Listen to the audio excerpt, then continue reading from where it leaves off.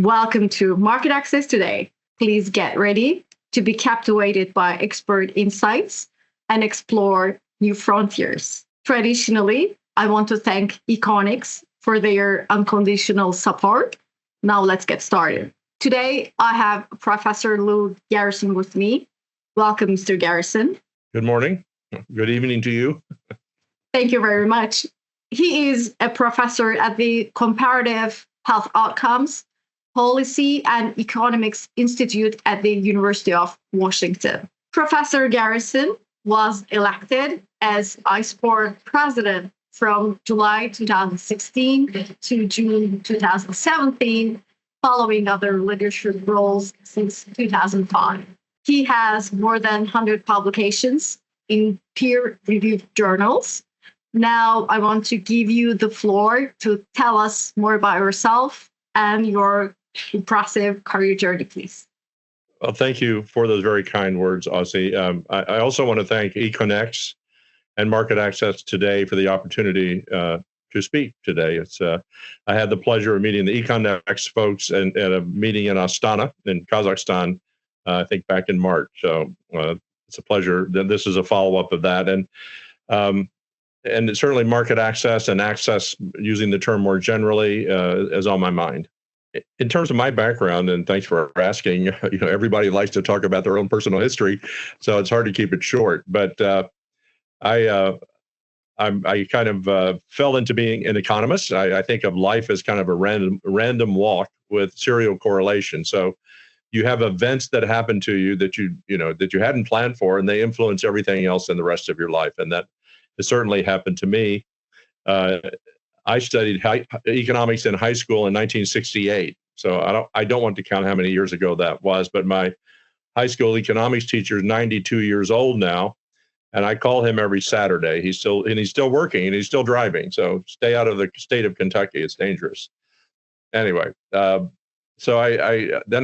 people of my kind of back in the late 60s, we were all going to be trained to be physicists and mathematicians. And I like to joke that economists are failed physicists and mathematicians, because I failed to be a physicist and mathematician, but I did end up in economics by a random walk. But for a few minutes, I was a bioengineer. Another few minutes, I was almost a lawyer. And for another few minutes, I was almost a philosopher. And then I fell into economics, the least of all those evils. So, and it's been fortunate. I've been doing economics since I did an undergraduate at Indiana University, where I'm from.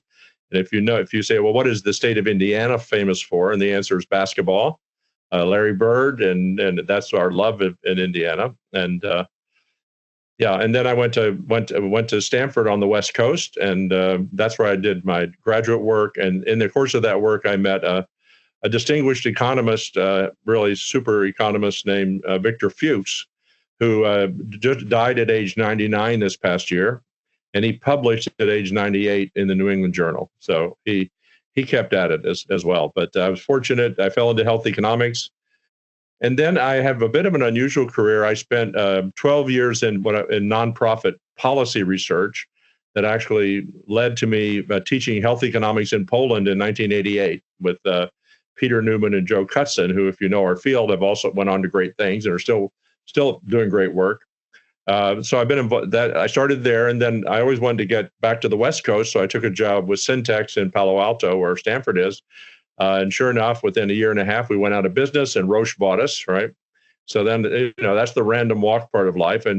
But in some ways, the reason I got into all of that is because I had done earlier work on organ transplantation, and Syntex had a product for that. Right. And so that led to other things. And then, so I eventually became, we were in California, Roche bought us.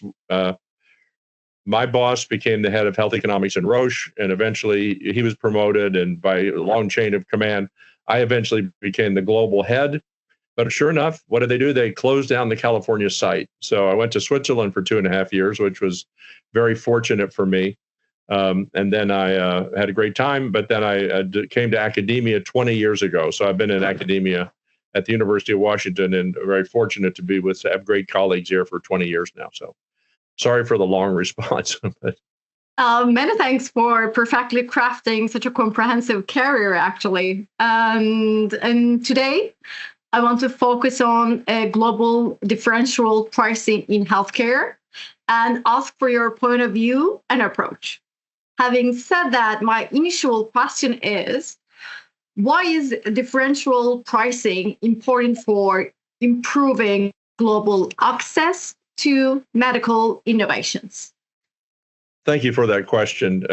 I want to back up a little bit, I guess, to set this up. I think our field has not done a good job of explaining to the people of the world the nature of pharmaceutical innovation. And we'll talk about health technology assessment more broadly. It applies to more than pharmaceuticals. But for now, I'm thinking about innovative pharmaceuticals, and as most of you would know, we don't produce that many every year. Probably a little less than 50 on average. New ones are approved by the regulatory agencies. So, but what do they represent? They represent new knowledge about molecular structure and then how that interacts with human bodies to produce an effect. And that knowledge it's a global public good, as economists use the term. Everybody can use that knowledge in theory. In practice, we limit access, but in theory, we all benefit from that knowledge. So in theory, if we want more of it, we're all going to have to contribute to it. And how do we do that? We basically have set up a system, a patent system of 20 years of patents, and that's to incentivize people to produce the new knowledge. Okay, and then, as you know, it's the pharmaceutical. All patents are 20 years, whether they're for computers or pharmaceuticals. But the pharmaceuticals are a little different because we also have an overlay of a regulatory process, an approval and trials that takes 10 or 12 of the year, maybe 8 to 12 of the 20 years. So you have a limited time left to recoup the investment. Okay, so what do global public goods have to do with differential pricing? And the problem is we're saying that if everybody in the world can benefit, so 8 billion people, not just the 330 million people in America benefit, even though America finances currently the majority of R&D, how do we provide access to everybody in the world? And what we find is that when we look out in the world, what we see is that, for example, I'm looking at a slide telling me that 160 drugs over the period 2017 to 2020, 160 new medicines were approved in the EU, but in many countries, and the only one that even close to 160 is Germany. In places like Greece, only 79 of the 160 were approved during that period. So, there's a several-year, what I call drug lag between the approval in either EMA or FDA and approval in other countries. Now, that's only the first step in market access, and arguably you could call that market access. But that doesn't mean that it gets to reimbursement and utilization, which are the other two stages that we have much less data on. But we do know that there are substantial drug lags from first approval in the world to approval in many countries, often on the order, say, in Asia Pacific, about 3 years, in about 32 months. And then again, as I described, even in Europe, there are substantial delays in the European Union to access to medicine. So that's the problem we're dealing with. And fundamentally, we know once we've invented these, oftentimes the marginal cost of making them is low. So why is it taking so long to get access in these areas and some of these around the world? And that's the really challenge. And the answer is the economist says, well, if we want to have a more appropriate total of investment, people should contribute in relation to their ability to pay. But the obvious problem is we call the free rider problem on a public good. If other people are going to finance the bus and you don't have to pay, then you'll be a free rider. You'll get on the bus and you won't pay. So you don't necessarily have an incentive to reveal your true willingness to pay, and that's a problem. But it's not just willingness; it's also ability. But in short, we don't have a good global system to guarantee access, and we have some examples like HIV and hepatitis C where we've had relatively fast access, but when it comes to oncology medicines, really long delays in access in lower income countries and low and middle income countries. Thank you very much. I think the way that you described the first introduction before coming to differential pricing was really very crucial. But in the meantime, even though we are focusing more on the US, but globally we are really having problems with having access based on the differential pricing. And my second question is, how does differential pricing affect research and development incentives for pharmaceutical companies? Again, we need to go back to what I call the market design and think about the incentives for pharmaceutical companies. And we have a system that's based on this patent life and eventual expiration of the patent and turning generic. So, for example, atorvastatin Lipitor for hypocholesterolemia was approved in the U.S. in 1998. It went off patent in 2011. Here we are, more than many years later, a couple of decades. How far are exactly years? But many years later. So when we think about this, we need to think about the market design, and we basically have what economists call a blockbuster model. So we have big winners. We have products that make a lot of money, and 9 times out of 10 products fail in development. So that's the big challenge. It's a high risk and high reward system. And in some ways, it's like a lottery system. The companies, small biotechs and big companies bet on the winners, and whoever gets the winner can get hundreds of billions of dollars. And so that's the system. And the question is, well, how do we finance that in a way that will improve access? And currently, as I said, market access is limited in many countries under that market design. And we can come back to, why might that be the case? Okay, so then what are the causes of these delays from your perspective? Yeah, thank you. First, it's a very hard question, and I don't think we know the exact cause of this. We can see certain incentives. On the one hand, we have companies operating in this complex global environment. They get the product approved, probably at first in Europe or U.S., and then they put it out to the other several hundred countries of the world. How do they do that?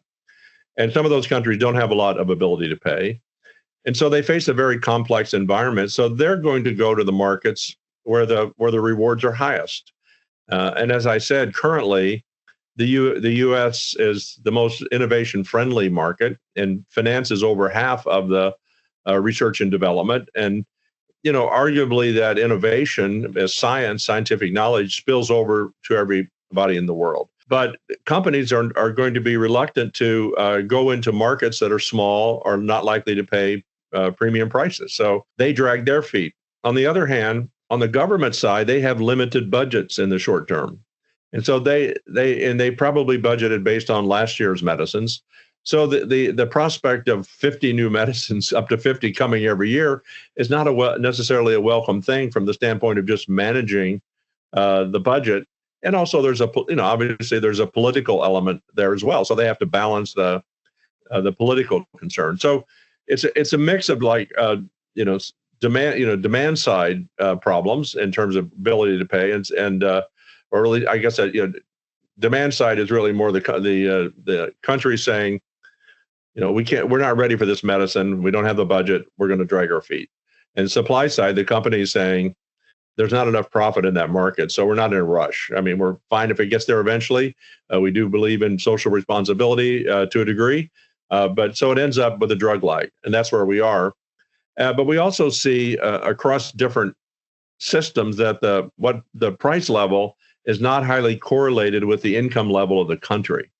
So the system is not working in terms of optimal differential pricing.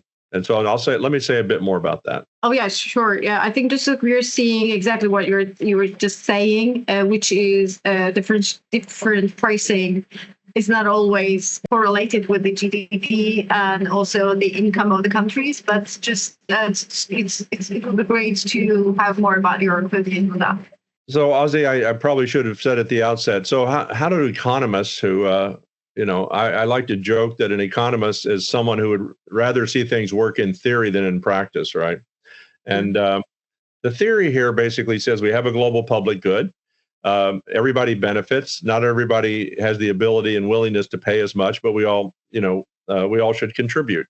And so economists have something called Ramsey pricing that was an economist argued, I think, 97 years ago, that we should have differential pricing across individuals. But that goes to countries and individuals. And, I would say we have differential pricing in the U.S. We have a Medicare program for the elderly. A Medicaid program has different prices.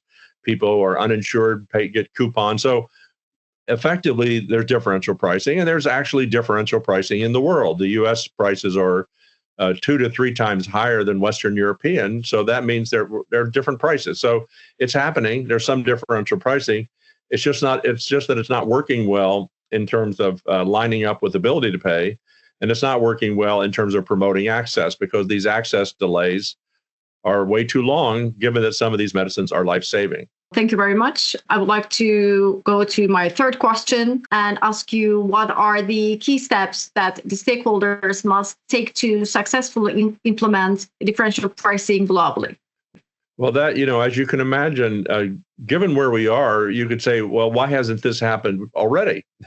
The answer is one of the lessons of economics is things are the way they are for a good reason. I mean, people don't have the incentive to solve these problems.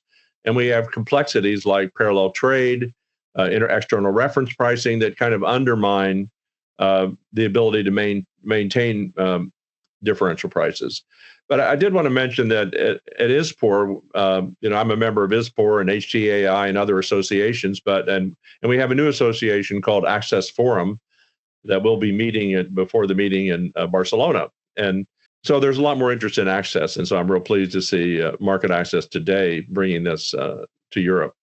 But anyway, so in ISPOR, we have formed what we call a special interest group on global access to medical innovation. And we particularly use the word innovation and not just medicines, but we are going to focus on medicines to start with because that's the most glaring example. But obviously, one of the problems with getting cancer medicines, if you don't have the diagnostics infrastructure, then how can you use cancer medicine? So it's not just about medicines. It's about the complementary input. So we formed a special interest group, and we have working on global access, and we're going to have several work teams. One of them is on differential pricing, led by Mikkel Ostergaard from Merck in Zurich, and Dick Wilkie, former Chief Science Officer of ISPOR. And we're building up that group and kicking off, and we're going to start off by studying the policies that different companies actually have. I mean, many companies have stated policies, and they do try to apply differential pricing. So let's start with that, and see if we can understand the patterns there, and see if we could generalize that to a broader framework. Thank you very much, Lou. That was great. And in the meantime, as Market Access Today, we will be also planning to be in a Market Access Forum before ISPOR. So hope to meet you there as well. And my final question is, how do you envision the future of global access to medical innovation with the adoption of differential pricing? Well, I think that's really the challenge of why we have the special interest group, and I really want to encourage anyone who's interested to sign up. I think about it, we have 200 countries in the world, and we have some 10 or 20,000 people in ISPOR who can volunteer are very interested in access and innovation, and we're hoping to leverage that intellectual talent and energy to try to come up with some new ideas. As I said, the idea of Ramsey pricing is 100 years old. There was a seminal paper written by Patricia Dance and Adrian Taus, I think about 20 years ago, making the case. But here we are 20 years later, and things are moving very slowly. And that seems to be the nature of many things I've observed in my career, from personalized medicine to innovative contracting. These things, they don't happen overnight, and it takes time. And we want to take the time to see if we can move this forward. And we don't have the answer necessarily, but we have a hypothesis that if we could put more information out there about how, about access delays, that it could motivate people to do things. And if we could come up with a framework for what would be reasonable differential prices, then that would be helpful. So from your point of view, what is the health technology assessment has to do with all of these? Thank you. I think it's very important, and as people who are listening to this know, from the manufacturer's point of view, it's a very complicated world. Every country has a different HTA system, health technology assessment system. Oftentimes, they focus on pharmaceuticals. They start out there, though. Again, we have to remember that assessment, like prioritization, like how much did you spend on doctors, how much you spend on hospitals, how much did you spend on drugs, those are all, technology assessment decisions. But if we're thinking about pharmaceuticals, they're different than doctors and hospitals because they're under this patent system where we're trying to encourage innovation. And so we know that, we have NICE in the UK, we have ICER in the US, we have the GBA in Germany, and we have ACE in Singapore. All around the world, countries have their own HTA systems. And they have some similarities. Some of them rely on the quality adjusted life year and cost effectiveness. Others rely on a deliberative process. Now, I guess my hypothesis that I would like to test is I believe that the information is a public good and it's transferable. And so the basic biology, although it varies a bit across our species, but basically it works across borders. And so if something lowers blood pressure in the United States, it'll probably do the same thing in Kazakhstan, right? And so the biology travels across borders. And so if you said to me, well, if I know that the benefits outweigh the harms of a medicine, which is what the regulators assess in a subgroup, in theory, I would like for everyone in the world to have access to that who has that problem. Okay. Well, the trouble is not everybody has the ability to pay for that. Okay. And so, but what we set up these HTA agencies, and I worried that sometimes they're part of the delay. Because we know that the government has an incentive to want to drag their feet and delay because of budgetary reasons. So they delay. And I experienced this in the US 40 years ago, working on a project where the US government wanted to delay access to heart transplantation for people over 65. So, we know that there can be some perverse incentives of government. And so I guess my argument is I'm trying to make the case for what I call efficient health technology assessment. And that means, I think we see part of this in Europe around the joint clinical assessment. People are realizing that there's a lot of duplication across all the member states, right, in terms of the clinical data and the PICOs and so on. So how can we become more efficient? Now, my hypothesis is, look, we know these drugs work in people. And what we're really arguing about is the price that a country can afford to pay. Now, if you're a very poor country, then you might not even be able to pay the marginal costs, and we might have to subsidize you. But when I look at places like China, where now they've started a kind of a rapid negotiation process, where they do a quick assessment, they invite the company in, and they say, okay, we believe the label, this medicine works in these people. We just need to find a price that is mutually agreeable. And so that's what I'm calling efficient HTA, which would be let's speed things up and negotiate that price faster. Now, again, then it goes back to our question, well, how much of this is due to the incentives for government to drag their feet? And we don't have the answers, but our hope is then we'll put out some more information, and maybe all of us working together with you folks at Market Access Today and at Access Forum, we can try to speed these things up. Hopefully, I think the whole part is all we are trying to have a better ecosystem for globally for healthcare. So thank you very much for all your insights and all your the point of view for this really very hot topic for the access to healthcare. And we are hoping to meet you in Access Forum and ISPOR again this year, sometime around November in Barcelona. Thank you very much, Lou, for joining us. It was an honor, and we are hoping to have you again, maybe right after ISPOR, if you will be also available. Thank you very much for the opportunity to speak to this audience. And if people have questions, they can easily find me on the internet and send me an email and follow up. And I thank you so much and Market Access Today for inviting me. Thank you. Thank you very much.